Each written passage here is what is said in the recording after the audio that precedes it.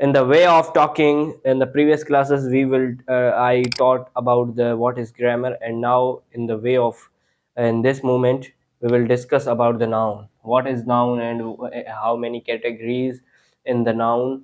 There are 6 categories in the noun.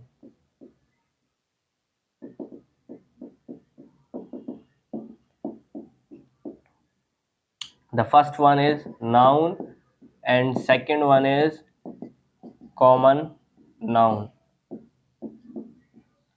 Third one is a proper noun. Fourth one is a like a two types is a this one is a similar and as a meaningful as a meaning different होती है but वैसे similar है. एक होती है countable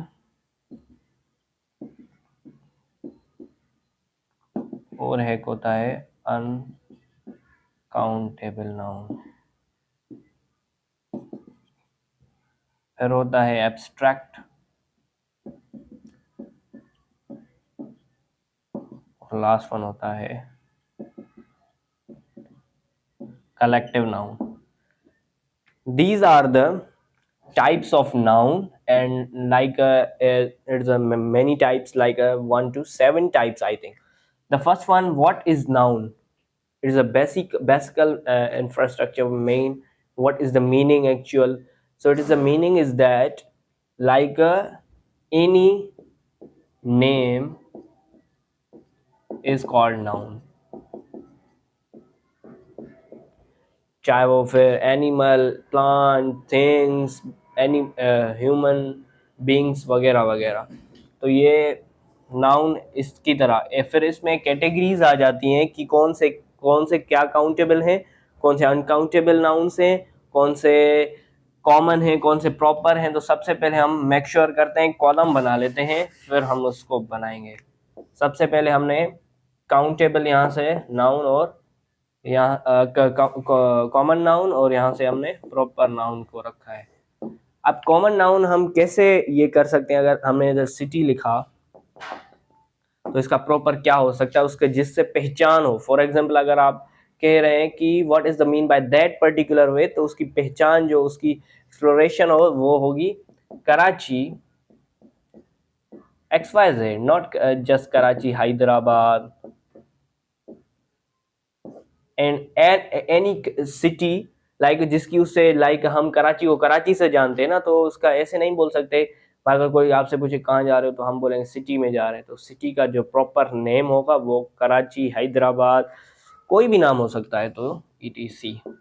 अगर boy है तो बॉय को हम लिख लेते हैं इधर, बॉय को हम लिख लेते हैं राजा, रवि, सोहन वगैरह.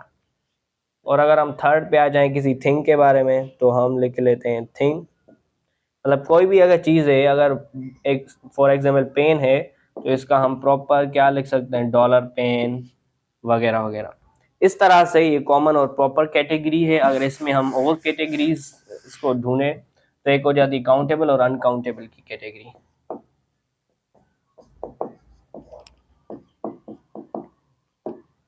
काउंटेबल नाउन और अनकाउंटेबल नाउन के इसमें बीच में डिफरेंस क्या है, इसका किस तरह से है, तो हम ये पहले करते हैं सबसे पहले. अब काउंटेबल जो होते हैं नाउन वो हमेशा उनका प्लूरल बनता है. ये एक पॉइंट लिख लें आप, इसके रूल्स लिख लें. काउंटेबल मेक प्लूरल, बट जो अनकाउंटेबल होता है वो कभी भी डोंट मेक प्लूरल. ये दो रूल्स हैं इसके कि काउंटेबल जो चीज होती है वो उसका प्लूरल होता है. फॉर एग्जांपल हम एग्जांपल ले लेते हैं, हम मिल्क ले लेते हैं. अभी आपने कभी मिल्क सुना है? मिल्क्स, जो चीज एग्जैक्टली लिक्विड में होती है उसको हम कह सकते हैं लाइक मिल्क्स. नहीं होगा, कभी भी नहीं होगा. क्यों? फिर हमें ये समझ जाएंगे इसका प्लूरल जब नहीं हो रहा, कुछ है ही नहीं, तो ये अनकाउंटेबल है.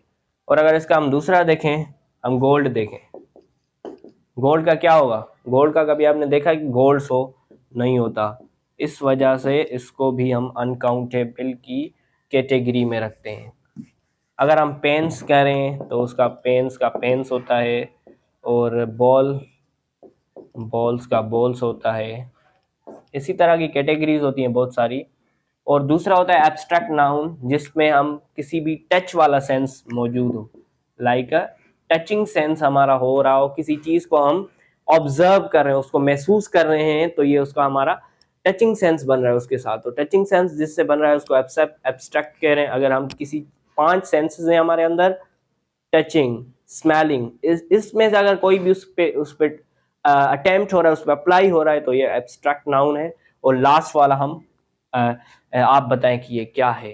तब तक keep learning and keep exploring, we will meet again, thank you.